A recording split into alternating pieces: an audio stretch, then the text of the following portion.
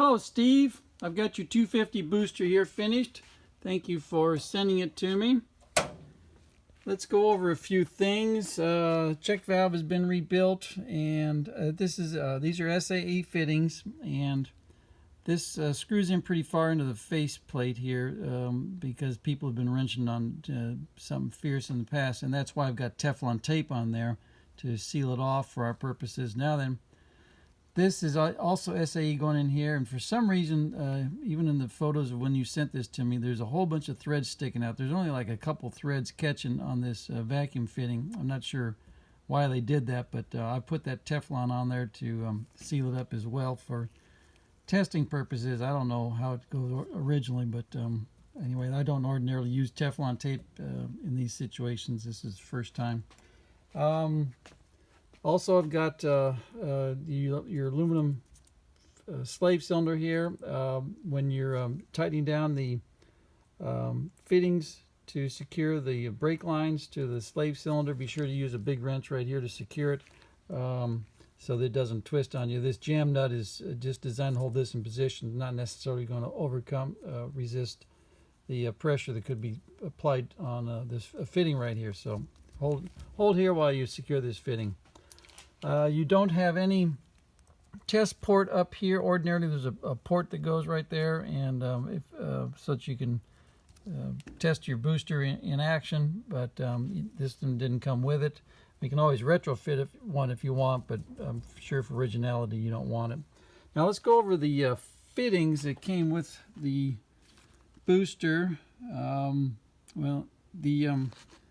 This is what's interesting is these are the copper washers that came with it. You can tell because they've got the little ridges on them that were imprinted onto them from the booster.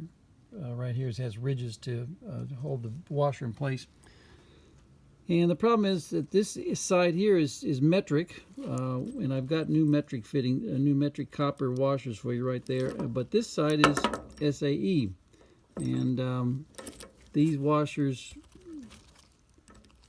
weren't the right size on this SAE, and the outside diameter was fine. You get full coverage on your fitting right here, but you didn't locate properly on the hollow bolts. So I went ahead and handmade a couple of copper washers for you, but the correct ones that you really need are 1/2 by 3/4. And you can get those from McMaster Car.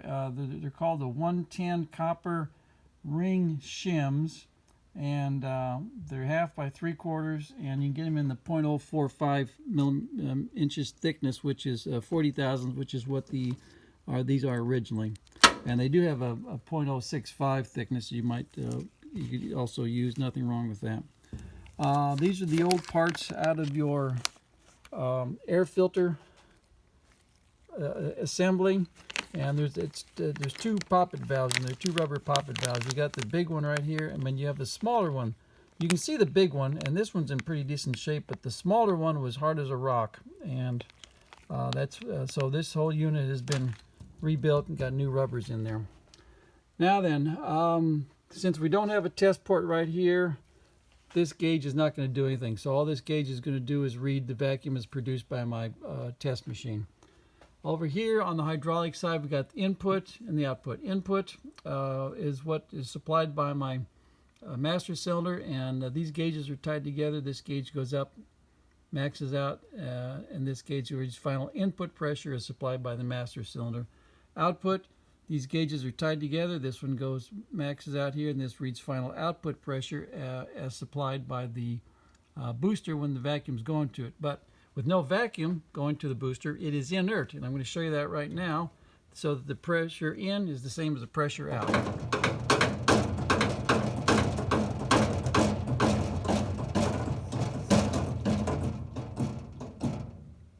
So 350, 350, 350. Now then, we will hit it with the vacuum, and you'll be able to see that the pressure is going to increase dramatically here. This is a pretty stout booster. It's over 2-to-1 boost ratio. So this 350 here is going to be at least 700 to 900.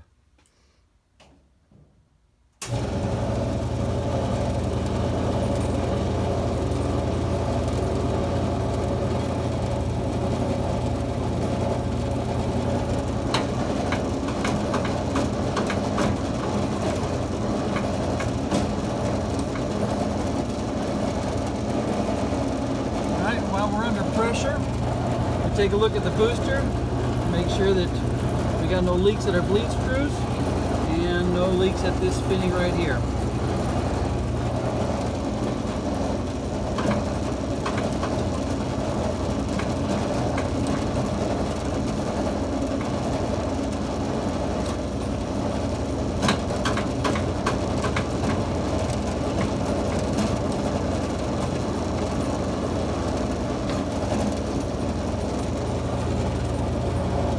Nice recovery on the vacuum. Got a good booster. Got CAD plating here as per original. All the aluminum is the natural finish. No need to mess with this bleed screw when you're bleeding the brakes. I do this bleed first here, then do your lap around the car, and then bleed this one last, and that'll usually take care of your bleeding situation. Past that, I think, let's see, I know we got a good booster for you, and I appreciate your patience, and let me take care of it for you. Thank you very much.